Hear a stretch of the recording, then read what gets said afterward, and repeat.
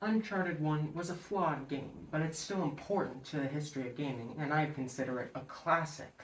Uncharted 2, though, was a huge leap forward and one of the best games ever made, even to this day. And while 3 was a bit of a disappointment to say the least, 4 is cited as one of the best in the franchise by many. So hopefully this will be the redemption of Uncharted.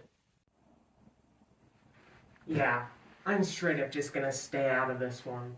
Uncharted 4 is a purely beautiful game. There's nothing more to it than that.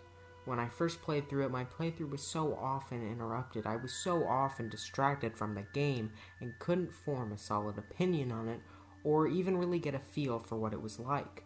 But when I finally shut out all of the unnecessary noise, sat down and played through the game once again, I could understand the love that so many others have for it. When I say it's beautiful, I mean that in every sense. The visuals especially are insane and so gorgeous that I often found myself stopping dead in my tracks to gaze off into the distance. We've been spoiled with truly fantastic visuals recently, but for a 6-year-old game to still hold up so well, that's something worth noting. Every single area is so diverse in this game, and though you do spend a large number of chapters on one island, that same island changes drastically and affords you an incredible number of breathtaking set pieces.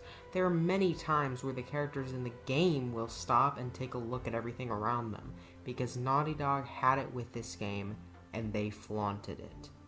The PS3 trilogy all had good visuals for the time, but this one is pretty much timeless. Though it surely will be and has been surpassed by other games, I think it will always impress those who play it. It is, for me at least, the game that represents the high level of realism that we're now able to achieve with video game graphics, and that's very important. The music is much more diverse, just like the set pieces, not only giving us tons of great action-packed tracks, but also much more emotional ones that go along with the story perfectly. You might be looking at your screen right now thinking I'm crazy, thinking that this soundtrack is almost certainly just as good as the others, meaning that it's fitting for the game but nothing to write home about. But I dare you to play up until the opening credits scene where that beat drops and tell me you don't feel the same goosebumps that I do. And speaking of that story that the music fits well with, the narrative here is pretty great. We have a much larger focus on character relationships, but unlike Uncharted 3, it doesn't also try to fit in an immense number of ridiculous, crazy action moments. They're still there, but we have plenty of time to let the characters develop and sit with us.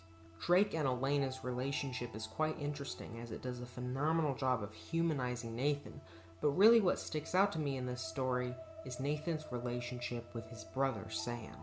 This is a truly exceptional character dynamic as the game uses it to explore Nathan's past, how he's tried to move on from it, and the damage that it can do to his present. Sam is like Nathan was in the previous games, focused on achieving his goal due to the thrill he gets from these risky, crazy adventures. But now that Nathan's moved on from that life, we get a great introspective look into his relationship with his brother.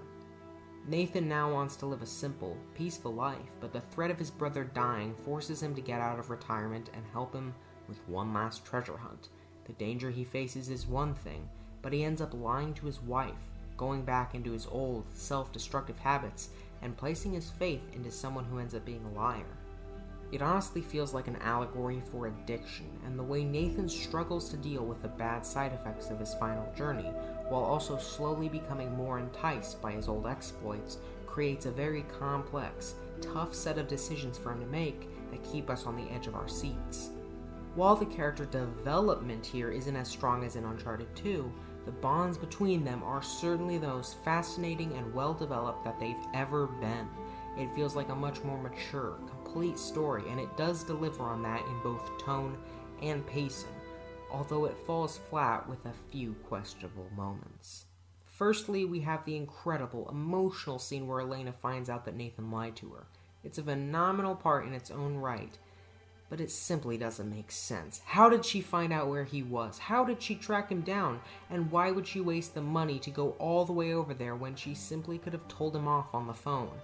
That's without even mentioning the lack of explanation on how she got into the hotel room in the first place. Great moments like this can end up feeling contrived and not earned, such as how she similarly manages to find him with Sully's help when he's badly injured on the island.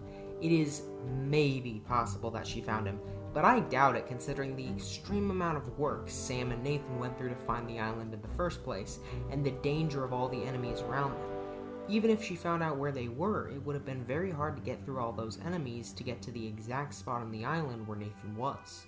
It's not like she was right behind them the whole time and they got separated for a bit.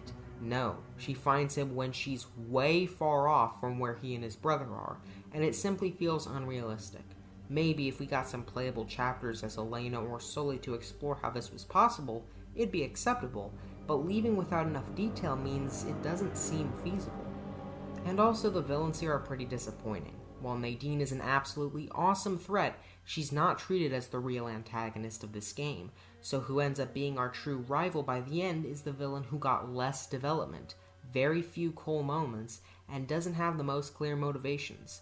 It would have been better if we got more development for Rafe, or if Nadine was the main villain. But despite these narrative missteps, we still maintained phenomenal dialogue, acting, animations, writing, and pacing that helped to dish out many emotional moments and memorable scenes. Maybe I've done this one too many times.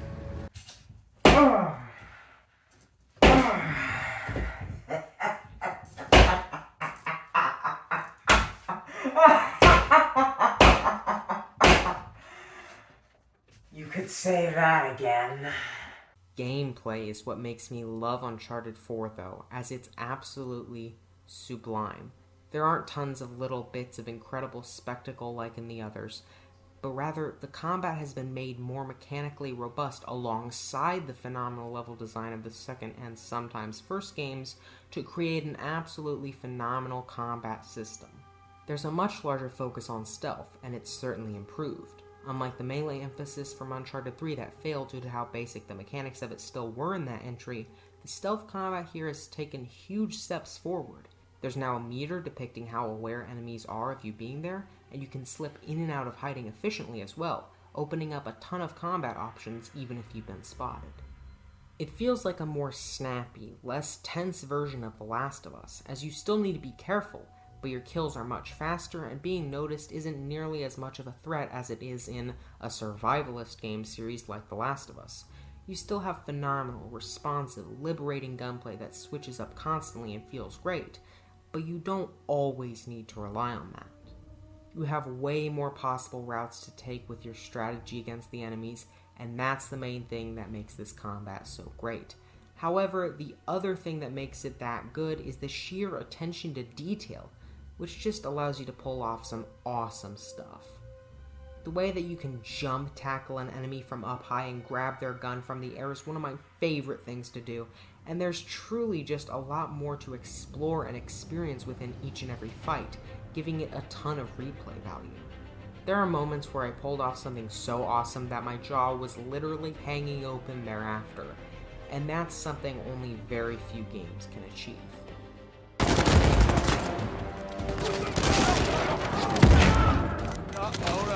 No! One final thing that I love about the gameplay here is the pacing. Though we begin with a lot of slower chapters, as is usual in this series, we shortly get into a ton of varying, memorable, and beautiful areas. From the Italian auction gone wrong to the Scottish cathedral, which is my personal favorite, wide, open areas in Madagascar that we can explore at our own pace, which honestly makes me want a fully open world Uncharted game, and of course, the stunning vistas of Libertalia. It feels very consistent in quality and tone, but also gives you a lot of unique locations to explore and fight in, just like Uncharted 2. And that's what I really love about this game. Even though there are some messier moments in the story, it manages to get practically everything that made this series great to begin with right, or make it better than it ever has been. The platforming is made so much better due to the new sliding and rope mechanics, both of which combine with much faster climbing to be just as fun and entertaining when in the context of a crazy action scene as in more mellow platforming challenges. The puzzles are absolutely phenomenal and, in my opinion, the best of the whole franchise so far. especially the clock tower puzzle, as that perfectly combines puzzles and platforming. The combat is some of the greatest I've ever experienced, with so many brilliant details, options for you to take advantage of, and memorable fights that don't need to rely entirely on their designs and environments anymore. This is truly just a phenomenal game that I love a lot. I had to learn to love it, just as I had to learn to love the series as a whole. But just like how Nathan Drake got hooked on treasure hunting and could never forget that part of his life, I'll never forget this game. I'll never forget the fantastic characters, I'll never forget the awesome set pieces, I'll never forget the hilarious one-liners, I'll never forget the emotional highlights, and I'll never forget the massive impact that Uncharted has had on so many of us, the gaming industry standards, and my love for video games entirely. Thank you, Nathan Drake.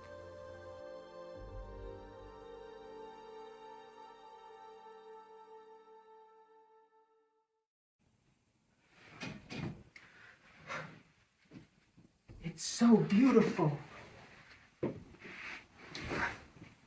Maybe I was wrong. Maybe good things, not evil things, are worthwhile, like good games. Maybe I should, instead of corrupting good things and turning them into evil things, should make something high quality of my own. I know, right? It is really beautiful. And I'm glad to hear that. I'm happy that you're making a change for the better. So, what is it that you're gonna do? Are you gonna review or make your own good video game or something? No, actually. I was thinking of something a little bit different.